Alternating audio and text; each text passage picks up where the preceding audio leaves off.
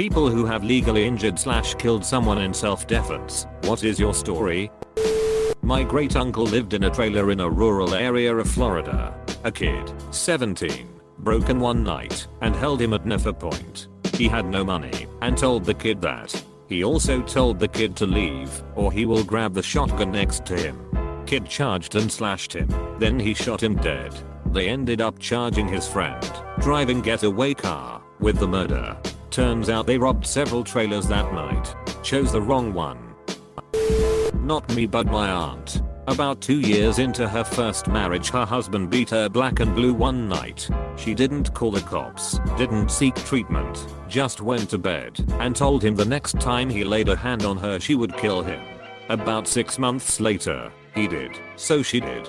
He took a swing, broke 2 of her ribs. She grabbed a kitchen knife and shoved it into his eye. She called a friend who was a local sheriff's deputy, who told her to call 911 and then immediately call a lawyer. No charges. The broken ribs helped prove self-defense. Here we are 20 years later, and that sheriff's deputy is now my Uncle Gary. We go hunting together every couple years, when we can find time. My parents' story. During their wedding reception, 2 men with masks entered and announced they'd be robbing them. Everyone thought it was a prank, laughed it off, and went on with the party. They pulled out guns and said it was no joke. Everyone was on the ground on all fours, and they went around collecting wallets and jewelry from the guests. They came up to my grandpa, I've never met him, and saw what looked like a wallet in his breast pocket. It was a date book, and asked him to hand over his wallet. He said he didn't have one, cause he didn't, and was punched in the stomach. My uncle looked up at the guy and had a gun put to his forehead and was told, I'm going to blow your ducking brains out. My uncle grabbed the gun and turned around, pulling the guy's face into his shoulder. My grandpa and others tackled him down and held him down. The second guy went running off and my dad ran track on college, chased after him and tackles him. Him and others pin him down. Police come and everyone is excited that the ordeal is over. The cops say something like this is going to take a bit longer though. There was a death. Freaking out, my family asks who and find out the first guy was suffocated from being held down. Later it was confirmed he was on cocaine and died from something related to his heart. Edit. At first said ceremony meant reception. This happened to my dad in Russia back in the 90s, which were wild there. My dad is a big fat guy who can't fight for shit. He'd recently gotten an 8-month-old puppy and he took the puppy for a walk. He was and still is a smoker of More cigarettes. I think they only exist in Europe. 2 young guys walk up to him and ask for a cigarette. He says he doesn't have any. Now that brand of cigarettes that he smokes, they are really long and the pack is sticking out of his pocket. The young guys get pretty pissed and one of them shoves dad. When my dad falls down, the guys take out a telescopic truncheon.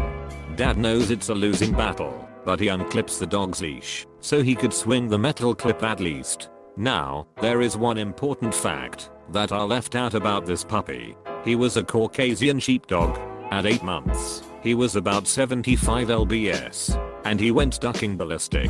Both guys end up in ICU, one loses an eye. The cops want the dog killed, and Dad has to pay a lot of bribes to keep that from happening. The dog ends up living a nice happy 13 years. Here is one of me and this pup, circa 1995. He was a big brave boy. https://ibe.co/big. My mother had a friend who had an abusive husband. One day she showed up at our home, disheveled, distressed, red marks on her face and arms, crying about her husband going crazy. My mom of course is sympathetic, but 1, it's the middle of the day, and 2, she's alone with me and my younger brother and she doesn't want the drama. She tells her friend she'll call the police and asks over and over again, is he going to come here? Because I can't have that. My dad, who old sent that asshole to the moon, bang, zoom, at a moment's notice, was at work. Mom's friend assured her that he isn't, because he doesn't know where she is, and says not to call police because, as it went/still goes, that will make it worse. Sure as shit, not 10 minutes later there is an insane pounding on the front door and yelling. Hubby's come to collect the missus and he doesn't care that he's making a scene. Mom tells me to take my brother and lock ourselves in her bedroom. but the bedroom is right by the front door and there is a window, so I can hear everything, and I get full view of what happens next. After more screaming between hubby and wife, and my mom, he throws his shoulder into the door. My mom has decided she's had it. Right before he goes to shoulder the door again, it flies open, and out comes my mother, swinging a baseball bat as hard as she can. She got few hits to the asshole's arms, and one to his back which sent him tumbling off the porch, and into the grass. All the while she's cursing and threatening him, swinging the bat in the air like a lunatic. Think Shelley Duvall in The Shining, but with 1000% more profanity and a more controlled aim. My mother is 4 feet 10. If she weighed 100 pounds at the time, she weighed a lot. I doubt she did any real damage, but the shock of it made him scramble to his feet and haul us down the block. He did not come back, thankfully. But of course, as things went, and as they still go, mom's friend went back to the asshole after a short cooling off period. Thankfully she was able to finally get away, and the asshole is rarely mentioned now. But the story does come up occasionally when my mom and her friends have too many Bloody Marys over brunch. It seriously is one of my mom's proudest moments. Haha. Obligatory, not me, but my grandpa, but here goes. Grandpa was something else. Arrested several times during Prohibition for running stills in the hills of Appalachia and other colorful sorts of stuff. Anyway, many years after that, he was in a bar somewhere in town. Some young asshole got in his face, as young assholes do. Words were exchanged, the young guy pulled out a gun, and he stuck it in my grandpa's face. Grandpa didn't have time to determine the extent of the young man's commitment to his actions, so he decided to pull out his gun and kill him right there. Cops were called, witnesses were interviewed, and Grandpa was free to go. I was working as a bouncer at a gay bar downtown. Had this drunk skip out on his tab at another bar and they called our bar to warn us.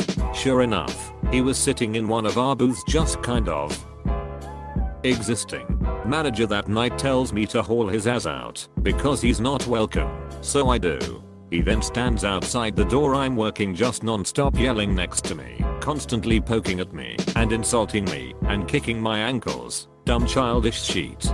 At one point he grabbed the cord for my earpiece by my collar and snapped it, so he got a solid boot to the balls and dropped to his knee for a minute or two, then went back to being a complete and utter dildo, like he had been.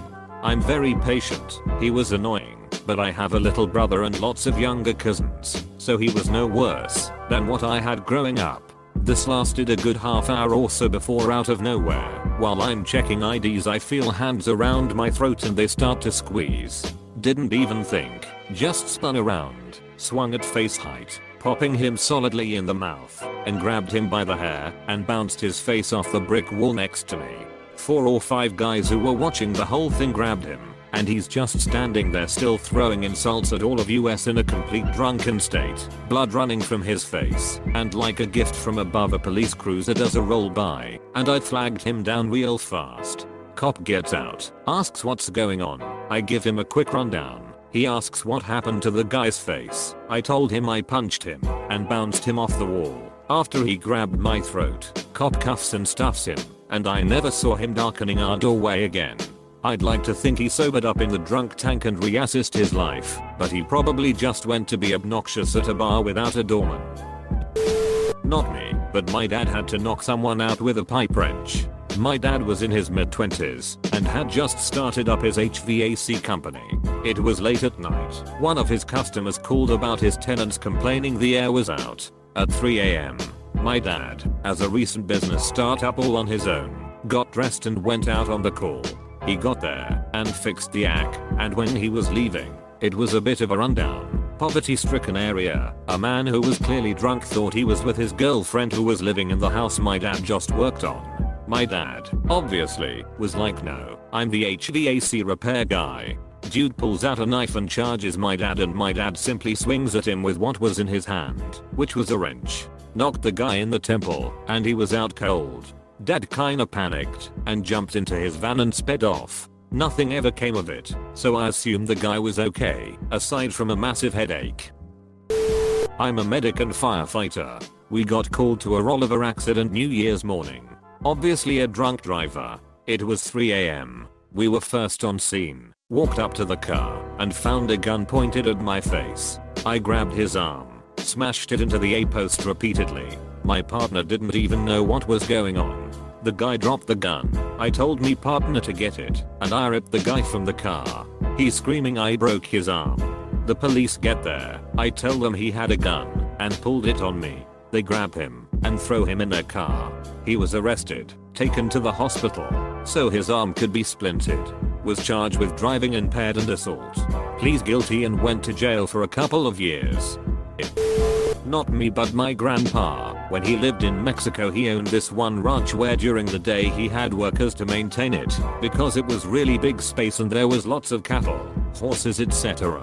Anyway one night he decided to stay and sleep at the main house in the ranch. He has his main house an hour away closer to the city and has his sister maintain the ranch house. Right before he went to bed someone snuck onto the property before he decided to get alarms and other security systems, and the man tried to steal some of the money in the main house that he knew was there because he was friends with one of the workers and was working with him to try and keep the money. He sneaks on and my grandpa was still awake about to go to bed, and he sees him from the second story window creeping up to the house and sees an object in his hands. My grandpa goes and grabs his shotgun and goes to the front porch and yells at him, and he just charged. My grandpa aimed the gun and shot him in the chest. He also ended up firing the worker he found out was working with him.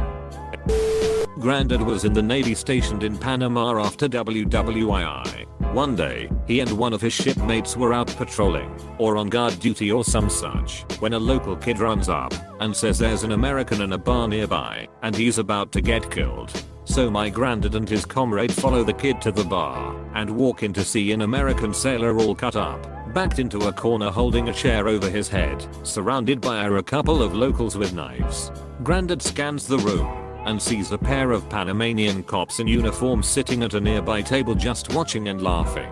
He tells the guys with the knives to back off, and one of them turns and lunges at him. So he shoots him in the belly. Immediately, the cops jump up reaching for their sidearms, but Granddad's buddy shoots them both right around the same time Granddad shoots the second knife-wielding attacker.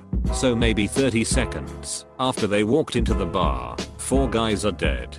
They got court-martialed, but somehow came out without so much as a discharge. Not sure how or why. I need to get around to seeing if I can find any records on it. Also, my granddad never met a story he couldn't embellish, but I have a feeling this one is true. He'd talk about horrific violence he experienced at Iwo Jima till the cows came home, but he did not want to talk about Panama. I've posted this as a comment on another AskReddit before, so copy/paste. My 18-year brother and his then 18-year wife live next door to a family with a teenage son. She started an affair with that 17-year son. One day, the son barged into my brother's place and started attacking him. My brother was packing and moving BC. He was leaving for the army. He had pulled down a metal pole in a closet to make room for boxes. My brother grabbed that pole and used it to fight off the teen. The kid ran out bleeding. My brother called my dad. We lived a few blocks down the street, and my dad jumped into action. He grabbed one of his hunting shotguns and some bird ammo. He ran out the door to the car screaming for us to call 911. My mom and I ran after him. BC, we were clueless and wanted to see where he was headed. My mom was on the phone with the cop and they were dispatching the one cop that we had in our town. We start running down the road to my brother's place. BC, we saw dad pull in. As we get near, we hear a gunshot and see my dad and brother taking cover behind the car doors they'd opened to climb in and leave. Another shot goes off and we can see it isn't my dad firing. The teen had run home next door and was bleeding and told his dad my brother was trying to kill him. His dad grabbed his handgun and saw my dad and brother leaving and started shooting. That's the gunfire moment I heard. Dumbass kept running towards my dad's car. I saw my dad position his shotgun in the car window and fire one round. Then, he and my brother climbed in the car and started driving back at us/home. We all finally get together, and dad says he shot the man in the stomach. Chaos breaks out on our street. Ambulance, cops, and people. They take the other dad away to the hospital and my dad into custody. Within hours, we find out that the man has died. The bird shot hit his liver and he bled out. My dad was charged with murder and we started receiving death threats. In the cover of night, we are moved. We hid for days until my dad was bonded out. Ended up moving far away. Grand jury was convened and I had to testify to what I saw. After all the evidence and testimony were presented, my father wasn't charged. The grand jury decided it was self-defense. I now have contact with some friends from that town of social media. We never talk about what happened or anything. Things carry on as normal. That day is forever burned into my memory. Not me, but my father. Back in the 60s, he was at a small town bar with a friend. The friend was playing pool and won a bunch of money off some guy he'd just met. So the guy goes out to the car, gets a gun and kills my dad's friend. Everyone in the bar kind of jumped on the gunman, and my dad kicked/stomped his head with his steel-toed work boots. The guy died in the hospital, but my dad was never arrested or charged with anything. He doesn't talk about it much. The only reason he told me was because I made a stupid joke about shooting someone, and he wanted to teach me why it wasn't funny. Yes and no.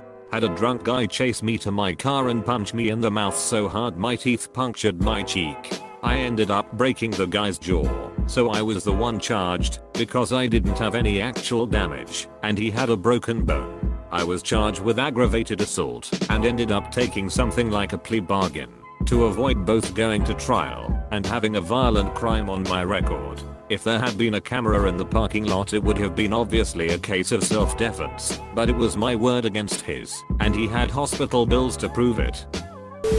I had to pull a gun on 4 men who ambushed me while I was delivering pizzas. I was on the phone with 911. They came close. It was pitch black outside. I let my gun shine in the light of my car, yelled at them to leave. When they saw the gun, they all stopped, backed up and got in the car, then sped off. Then I stopped delivering pizzas. I was living in Queens while attending Fordham U in the Bronx. Came off the train one night. There was a young busker at the end of the platform rapping about how if everyone just gave a little money God would give a little back. I looked straight ahead, ignored him, tried to power walk past him. I'm a small female, he was a much bigger man. He grabbed me by the arm and started trying to charm me for money. I was pulling away, trying to make him let go. He wouldn't. I started screaming, and then I just started stabbing him with my keys. I always carried my keys with the tips stuck out between my fingers because it was a not so nice neighborhood and I always got home late. It didn't kill him but it hurt enough that he let me go. This little immigrant woman had been coming up the platform and heard me screaming, so she came running and started hitting him with umbrella. So now he's on the ground bleeding and being sacked about his personage by a 75-year-old Ukrainian woman who introduced herself to me as Olga. Police came, arrested him, gave me and my new friend a pat on the back and a ride home. Fortunately it was the only time I was ever assaulted when I lived in Queens. When I lived near campus in the Bronx it was a lot worse. My roommate was insane.